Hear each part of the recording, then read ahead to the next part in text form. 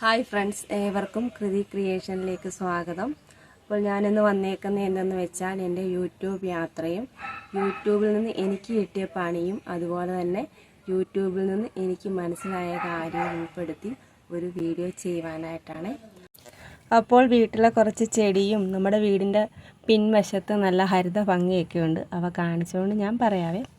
ആദ്യം ഞാൻ എന്നെ പരിചയപ്പെടുത്താം. എൻ്റെ നാട് ഹരിപ്പാടാണ്. Husband driver.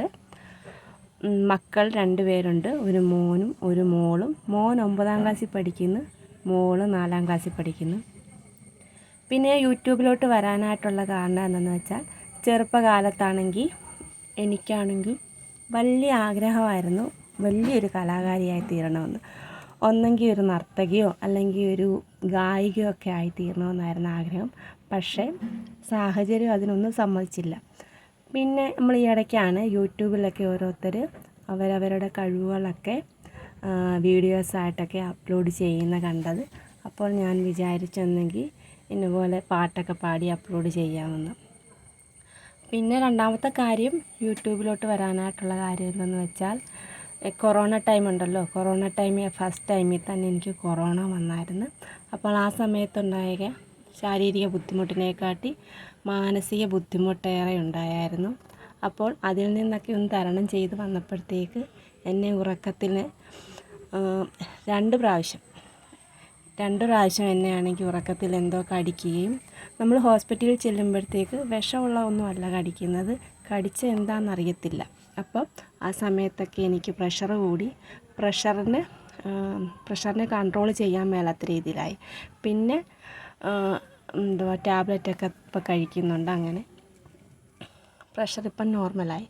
അപ്പോൾ ആ സമയത്തും എന്തിലെങ്കിലും ഒന്ന് ശ്രദ്ധ കേന്ദ്രീകരിക്കണം. അങ്ങനെയാണ് ഞാൻ യൂട്യൂബിലോട്ട് വന്നത്.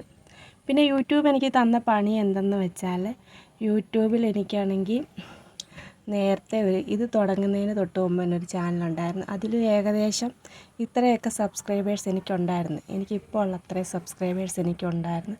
അതിലാണ് ഓരോരോ സബ് വെച്ച് കട്ടായിപ്പോയി. പിന്നാണെങ്കിൽ അടുക്കെ 10 സബ്സ്ക്രൈബേഴ്സോളം കട്ടായിപ്പോയി. പിന്നെ എനിക്ക് ആ ചാനൽ മുന്നോട്ട് കൊണ്ടുപോകാൻ തോന്നിയില്ല. കാരണം നമ്മൾ ഓരോരോ സബ്സ്ക്രൈബേഴ്സ് കൂടാൻ വേണ്ടിയാണല്ലോ ചാനൽ തുടങ്ങുന്നത്. ഇത് കട്ടായി പോയപ്പോൾ എനിക്ക് വിഷമമായി. പിന്നെ ഞാൻ ആ ചാനൽ കട്ടാക്കി കളഞ്ഞു. പിന്നെ യൂട്യൂബിലൊക്കെ സെർച്ച് ചെയ്ത് നോക്കി എന്തുകൊണ്ടിങ്ങനെ നമ്മുടെ ചാനൽ സബ്സ്ക്രൈബേഴ്സ് കട്ടായി പോകുന്നെന്ന്. അപ്പോഴത്തേക്ക് പറയുന്നത് എന്താണെന്ന് വെച്ചാൽ, നമ്മൾ സബ് എന്നൊക്കെ പറഞ്ഞ് ഓരോരുത്തർ വരുമല്ലോ.